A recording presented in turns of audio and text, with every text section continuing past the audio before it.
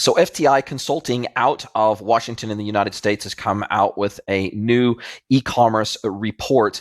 Now, it is a relatively small sample size. So they basically have said that it's conducted a survey of 1,000 US-based respondents during the second half of June 2023 across varying demographics to understand consumers' openness to personalization, identify areas where consumers expect or want personalization, and identify concerns regarding personalization, especially as it relates to maintaining a balance with privacy. Now, they assess the responses based on gender, income, and age groups.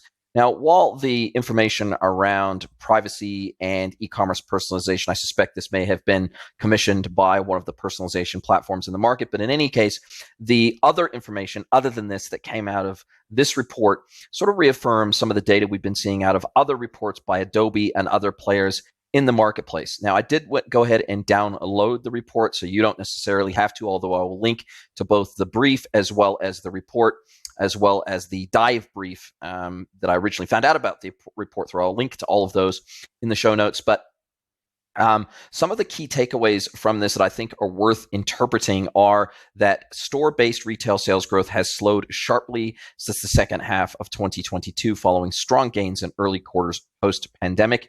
But the second one here is probably the one that requires a little bit of more explanation. E-commerce sales growth is trending higher again recently following a lull in the early post-pandemic period.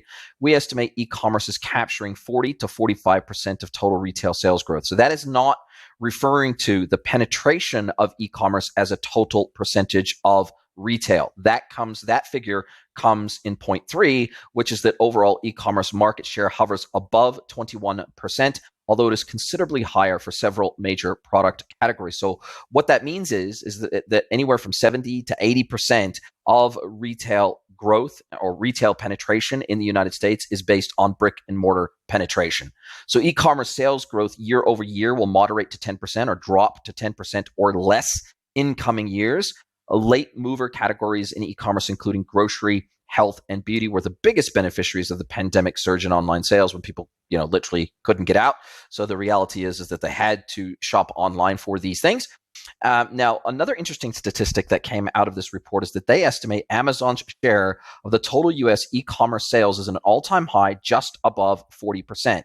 Now, I had historically seen reports that said that Amazon gets 50% of every e-commerce dollar spent in the United States. So to hear that this report says that it's around 40%, that's a pretty significant difference, so anywhere from, around 20% less than other reports. So it says going into Prime Day, 3P sales or third-party sales now account for nearly 70% of Amazon's GMV. So what that means is that third parties are doing very, very well out of Amazon, and the Amazon, while there is still a very large concern that Amazon is buying products and selling them directly to consumers, thereby competing with other merchants selling on their platform, the reality is that it is not as big of a problem or as big of a situation as some consultants would like you to believe, considering the fact that 70% are still coming from third-party sellers on the platform. So still a frenemy in Amazon's camp, but maybe not as big of a beast as we once thought.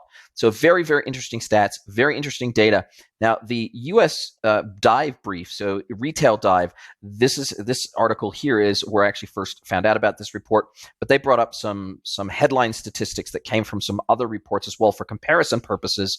And it says that a report from Forrester released in August of 22 predicted that e-commerce sales will reach 1.6 trillion in the U.S. by 2027, which is still, if that FTI report is to be believed, we're still on track for that. And then last year, e-commerce sales exceeded 1 trillion in the U.S. for the first time, a milestone primarily driven by food, pet, baby clothing, and accessories purchases. And then finally, the digital commerce report released in January during 2022 holiday season, online shoppers spent $211.7 billion on e-commerce purchases, up 3.5% compared to 2021, and a record-breaking figure according to Adobe.